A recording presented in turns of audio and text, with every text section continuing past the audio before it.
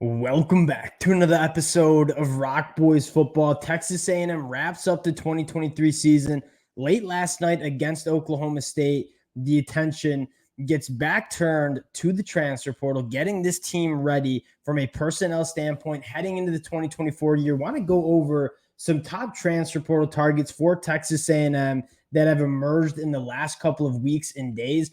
Really excited to get into this one. If you're a Texas A&M fan, I think you look back at last night and said there were a lot of positives. I thought the defensive linemen, some of that young talent that we haven't seen a ton of in that 2023 year, played really well. Marcel Reed, as a true freshman, looked phenomenal at the quarterback spot. And you have some positions that I think are obvious concerns for Texas A&M that need to be addressed in the transfer portal as well. We're going to talk about some of those positions, talk about some players that are sticking out for me for Texas A&M. Before we get into it, just want to say thank you to you guys. The last couple of weeks, especially talking about this Texas A&M program, have just been a blast. Many of you guys know how big of a fan of Mike Elko I am. I think he's going to have a lot of success in College Station. The amount of support the Texas A&M fans have shown has been amazing. Cannot thank you guys enough. If y'all do enjoy the content, consider subscribing to the channel. And without further ado, let's get into this one. I want to start with the position group that I think most Texas A&M fans leave last night saying this continues to be a position group that we need to address heading into 2024, and that's the back end, right? Oklahoma State, those wide receivers made some plays, and you have to give credit where it's due, but too many times when that football is in the air, Texas A&M in that back end, not playing the football, not making the plays that need to be made to win football games in the back end. So Mike Elko, I think, already knew this was a position group that needed to be addressed. He's done it with guys like Will Lee, DeRicky Wright. I think you still want some more bodies coming into that secondary room. And the first guy I want to talk about, and early this morning announced that he'll be taking a visit to College Station early January, is Andre Seldon. And this is a guy that I'm very familiar with as a Michigan fan myself. He started his career at Michigan as a high four-star recruit, a guy that as Michigan fans you were really excited about. Didn't really find the field the first 2 years at Michigan, transfers to New Mexico State. He has been absolutely dynamite for New Mexico State the last 2 years. You take a look at what he did in 2023, primarily playing that wide boundary cornerback spot, faced 69 targets on the year, only gave up 31 completions, a 44% completion percentage when targeted, 12 forced incompletions. Now, where he fits in for this Texas A&M program, I think more of that nickel spot. I mean, this is a guy that 5'9", 190 pounds. He's a little bit shorter, kind of lacks that length to maybe deal with some of those bigger boundary receivers. But what he lacks in size, he massively makes up for in terms of his play strength, in terms of how good his movement skills are, in terms of man coverage, sticking in the back pocket of wide receivers, and kind of being a scrappy defender. And we've talked about this a lot for Mike Elko. If there's a position group that you feel really confident in terms of taking steps in 2024, just from a player development standpoint, it's in that secondary room. And a guy like Mike Elko has been kind of a proven track record of evaluating cornerbacks, safeties out of the transfer portal at Duke, bringing them in and having them find a lot of success. You're hoping you can see that same success and that same track record for his time at Texas A&M. Andre Seldon, a very good tackler in the box. He kind of checks off everything you want as a nickel defender. And that's a position group we've talked about a lot in terms of being a vastly underrated aspect of a defense. When you have a nickel that is very good in man coverage, can come up and tackle in the box, so many teams are trying to spread you out, use that offensive speed. When you have the ability to match that speed and also not really give up much in run support, which Andre Seldon certainly brings to the table, I think that's massive for this Texas A&M team. Andre Seldon taking a visit early January would certainly be a guy. If I'm a Texas A&M fan, I'm fired up about potentially getting Andre Seldon in this back end of this room. Next guy I want to talk about here and going to the FCS level. And again, Mike Elko, kind of a genius in evaluating guys in the back end in the transfer portal. A different kind of cornerback here in Donovan Sanders, 6'3", 195 pounds, very similar build to Will Lee in terms of the length.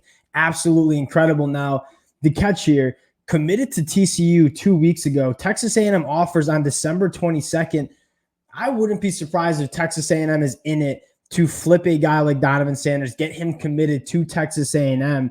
Donovan Sanders, 6'3", 185 pounds, faced 37 targets at the FCS level, gave up 14 completions. That is a 37.8% completion percentage when targeted. There's a reason teams like TCU and Washington and a plethora of other Power 5 programs want a guy like Donovan Sanders. The length and athleticism and size and frame that Donovan Sanders had, you can't really teach that. And what you can teach is getting him in here, helping him make that transition to the SEC level. He has all the physical traits that you want. In a very similar discussion that we had with Will Lee, these guys are box checkers. These guys have all the tools to be very good in the SEC. They need that development. They need that coaching. Mike Elko, a proven developer in the back end of a defense. Andre Seldon bringing in to potentially boost up that nickel role for Texas A&M. Donovan Sanders, Will Lee on the outside. I mean, you talk about how many times Oklahoma State used some of those big-bodied wide receivers to go up and make plays over Texas A&M defensive backs. That's not going to be a problem with a guy like Donovan Sanders or Will Lee because of the length and physicality of which they play with. Andre Seldon, Donovan Sanders, two guys for me that I'm keeping an eye on in that back end for Texas A&M as potential targets. Now, the next position group I want to go to, and this is not necessarily a position group that's a massive concern because I liked what you saw from guys like DJ Hicks last night against Oklahoma State, but you kind of saw maybe the depth of that Texas A&M defensive line, especially with some of the departures of guys like Walter Nolan and LT Overton. You might want to add some depth to this group. Nick Skirton, a guy that's probably my favorite player available in the transfer portal as of right now on that defensive line. He kind of checks all the boxes that you want. You take a look at what he did in 2023 at Purdue. Again, as a Big Ten fan, as a Michigan fan, I've seen a lot of Nick Skirton. He is a phenomenal pass rusher. You're talking about a guy with a 20% pass rush win rate, registered 28 quarterback hurries, had 10 sacks on the year, number one in the Big Ten there. But as much as I want to say he's a phenomenal pass rusher, right? 6'4", 280, speed to power, collapses pockets. I think the true value of Nick Skirton is what you're going to get in the run game. This is a guy with 15 tackles for a loss, 23 run stops on the year, 6'4", 280. He has the ability to play on the inside at that 3-tech, play on the outside as that edge, that 5 technique, but most importantly, wins at the point of attack. I mean, stacking, shedding blocks, getting in the backfield. He has a very good blend of size and power blended with that athleticism. I think he's probably the best available defensive lineman that's in the portal right now. And Nick Skirton would add probably a starting caliber player, but you take a look at Texas A&M and what they're trying to do. They're trying to add a lot of depth. One of the problems that you saw last night was Oklahoma State going with pace, not giving Texas A&M that many opportunities to substitute. And quite frankly, Texas A&M didn't have the depth on the defensive line to substitute anyways. And you saw the importance of having multiple lines of defensive linemen that you can substitute in and kind of keep fresh throughout a game. Texas A&M didn't have that. So I'm guessing Mike Elko looking at that group and saying, I like the young talent that we have, but we want to add some depth to this group. Nick Skirton, certainly a guy that could do that. And the last one I want to talk about on that defensive line, another guy that has set up a visit with Texas A&M, another New Mexico State player, Dion Wilson, started his career at Arizona, transferred to New Mexico State last year. Really good year for New Mexico State. And he's a guy, Dion Wilson, that probably is not a starter for Texas A&M, but a rotational guy that you can rely on. He's going into his 5th year of college football, 18 quarterback hurries, 13 run stops, an average depth of tackle of only 1.8 yards down the field. He wins at the point of attack, a guy that when you have to give a blow to some of your starting defensive linemen, you trot in Dion Wilson and you kind of know what you're getting.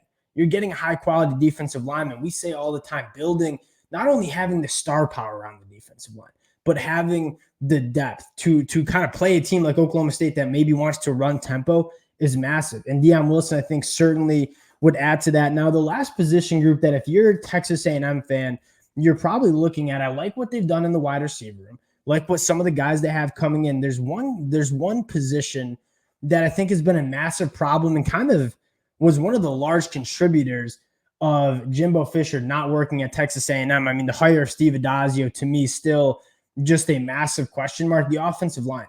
Now, I look at this offensive line and say, I like the players that they have that will be in that room in 2024. I think the development has fallen short. And you look at the offensive line prospects in the transfer portal, and I don't know if there's that many guys that I'm pegging as, yeah, those guys are plug-and-play starters for Texas A&M up front. I think you're looking more for development. Now, that's not necessarily me saying Texas A&M should not go add a single offensive lineman in the portal. It's hard for me to narrow in on prospects right now because I don't know if I see any guys that I think are plug-and-play starters on that offensive line that are still available in the portal. What I'm more trusting for Texas A&M here is getting Adam Cushing over from Duke, that offensive line coach, and getting some development with these guys. I don't think the problem is the talent. I think the problem has been the development. I mean, running the football has been a struggle for Texas A&M. I believe against Oklahoma State, they were under 3 yards per carry. I look at that team and say it's not the running backs problem. You got some really talented running backs in the backfield. A guy like Reuben Owens, who I think is going to be phenomenal the next couple of years for Texas A&M. I think it starts up front, not winning the point of attack, not winning along the line of scrimmage. Adam Cushing in the development of this offensive line is a little bit more important than going out and grabbing a ton of transfers. And again, I expect Texas A&M to go grab some transfers, and we'll break those transfers down when they come in. But what I'm more excited for Texas A&M is what you're going to see from a development standpoint. Those are the names that I have now. Again, the transfer portal ever-changing.